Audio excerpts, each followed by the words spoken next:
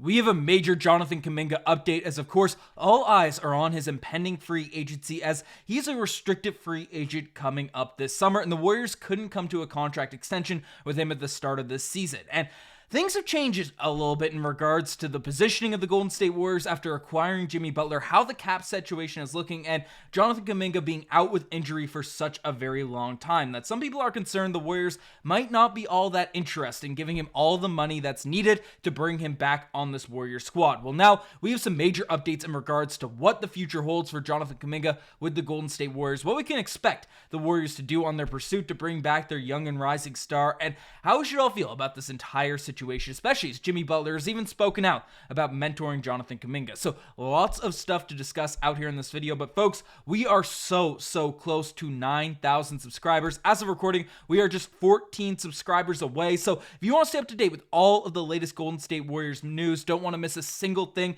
make sure you guys hit that subscribe button so you stay up to date with everything that we have going on here at Warriors Digest. But let's dive into the news. Let's dive into what's happening because, of course, Jonathan Kuminga is an impending free agent. You can see it here. He's only making $7 million this season and then is a restricted free agent at the end of this year. So what that means is he's going to hit the open market, but if another team offers him a contract, Jonathan Kuminga signs to a team like the Lakers, the Kings, whatever team might offer him a bag of money.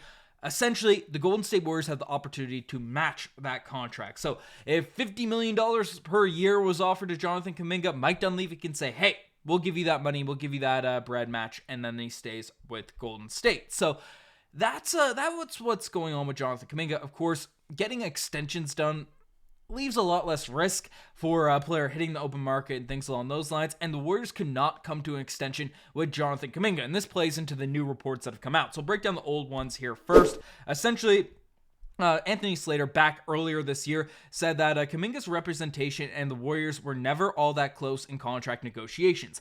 Kuminga has seen some of the other bigger names in his draft class, including Cade Cunningham, Scotty Barnes, and Franz Wagner, secure max contracts from teams that drafted them and believes he is the talent and the upside to play himself into that range after flashing 20-plus point per game potential and capability in stretches last year. So this is the news that came out during all of that, impending free agency stuff, everything that was going on there at that point.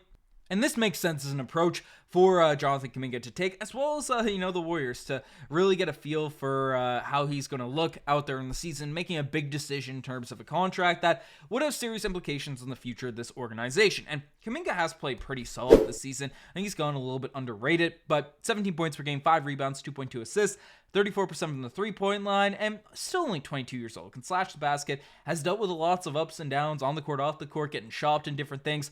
Jonathan Kuminga is, I think he's doing pretty solid, if I do say so myself. So, Kuminga, of course, with this impending free agency, it's questions that's coming up. But essentially, what we've heard the entire time since this contract extension's come out, and this is a quote from Mike Dunleavy, you could see it on October 22nd, that not much has changed in regards to the hopes of his future with the team. Sometimes these things get done, sometimes they don't. You hope something gets done in the offseason. So that's what people were saying, that there was no overreaction to Jonathan Kuminga not getting an extension, and that's kind of what the pertaining thought has been. But after the team went out and acquired Jimmy Butler, who, again, fills similar roles, has similar policies to what Kuminga is supposed to provide for the Golden State Warriors, an ability to slash, frame, athleticism, all those types of things. Jimmy Butler's being brought in. Some people are concerned, firstly, about the fit of Jonathan Kuminga moving forward, and more importantly, how it's going to affect the cap situation, because now you're paying $54 million for Jimmy Butler next season. Of course, you still have Steph Curry, Draymond Green getting paid tons of money.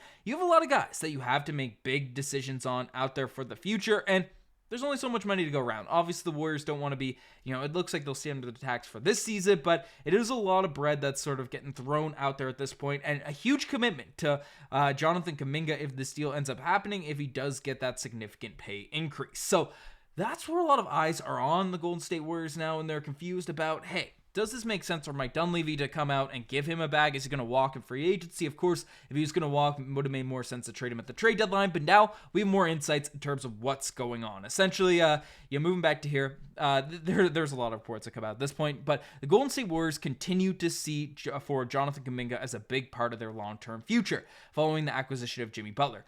Team Governor Joe Lacob told The Athletic's Anthony Slater, the Warriors are absolutely and 100% committed to re-signing Kuminga, who's eligible to become a restricted free agent this summer. We love that guy. We love him. So, of course, if Joe Lacob's coming out and say he's the big boss man, Mike Dunleavy is, going to be making decisions, negotiating, doing all these types of things, but the owner wants him back, he's going to come back. So, Jonathan Kuminga has the full ownership's approval in terms of bringing him in, giving him a big contract, figuring out a deal. So that's a huge positive in terms of the Warriors likely keeping Jonathan Kuminga throughout these sweepstakes. And then basically we also had a report come out from let's bring it up here from Kendra Andrews saying that the Golden State Warriors intend to hold on to those players very tightly, and anything to loosen the grip on them would have to be an overwhelming offer. So Jonathan Kuminga is a guy that is expected to be on this team long term. Now, the redundancy some people have brought up to, hey, you have Jimmy Butler on the roster. What's going on at this point, right? They fill similar spots on the floor.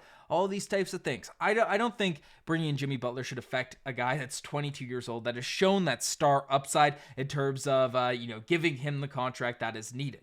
And Jimmy Butler, in fact, spoke about this himself in regards to the Kuminga fit and everything like that. But before we dive into that, there's another report. Essentially, he remains a player that Golden State is reluctant to part ways with. So that's a big thing there out there at that point. That is crucial piece that more and more reports are essentially indicating that Jonathan Kuminga will be back with this Warriors team. And even with Jimmy Butler out there in the mix, out there on the roster, he's expected to return. And this is where the Jimmy Butler thing actually comes in to help Jonathan Kuminga's future with the Warriors. As essentially news has come out that I went to the locker room, this is Anthony Slater, and Jonathan Kuminga immediately called me over and said, I love Jimmy Butler. I love to watch how he plays. So he's already building up a relationship there with Jimmy and Jonathan Kuminga, who could be the perfect mentor for a young guy that has, Kuminga's a little bit bigger, but has similar skill set, similar upside, all of these types of things. And Jimmy Butler spoke about that himself, essentially saying, I figure we'll spend a lot of time together. I would like to think I'll make his job a lot easier, and he'll also make my job easier. He's another individual they're going to have to guard,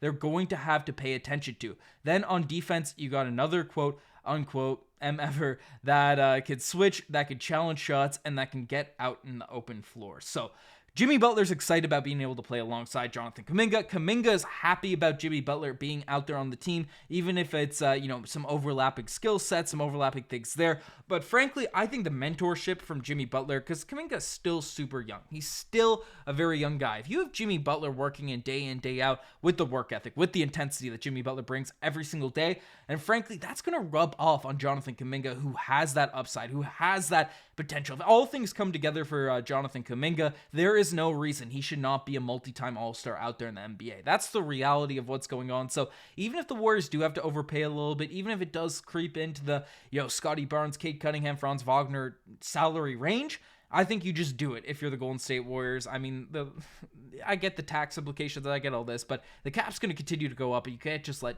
young talent walk for nothing. So let me know what you guys think about all this in the comment section down below. You guys have the best thing to get started. Subscribe to the channel if you guys haven't already. Anyways, I'm signing out. Cheers.